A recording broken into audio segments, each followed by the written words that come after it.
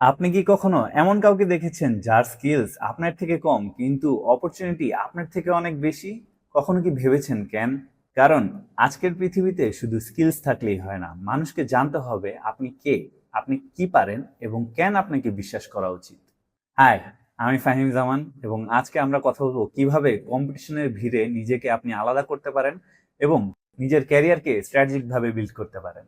ধরুন আপনি একজন ট্যালেন্টেড ইঞ্জিনিয়ার বা মার্কেটর অথবা ফ্রিল্যান্সার, কিন্তু আপনার কাজ কেউ জানে না, আপনার চিন্তা কেউ দেখে না এবং আপনার এক্সপার্টিস কেউ রেকগনাইজ করে না, তাহলে মানুষ আপনাকে কেন চুজ করবে? আর এখানেই আসে পার্সোনাল ব্র্যান্ডিং। পার্সোনাল ব্র্যান্ডিং মানে ফেমাস হওয়া না।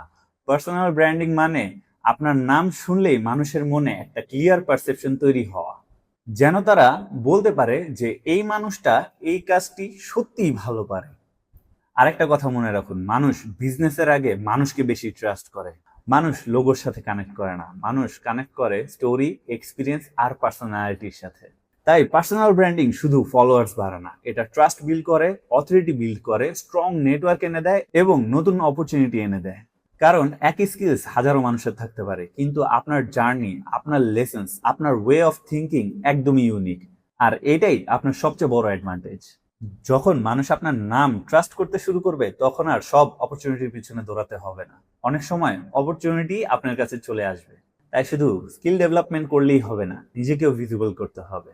কারণ পৃথিবী সবসময় ট্যালেন্টেড মানুষকেই চুজ করে না, অনেক সময় পৃথিবী সেই মানুষকেই চুজ করে যাকে মানুষ চেনে, মনে রাখে এবং ট্রাস্ট করে।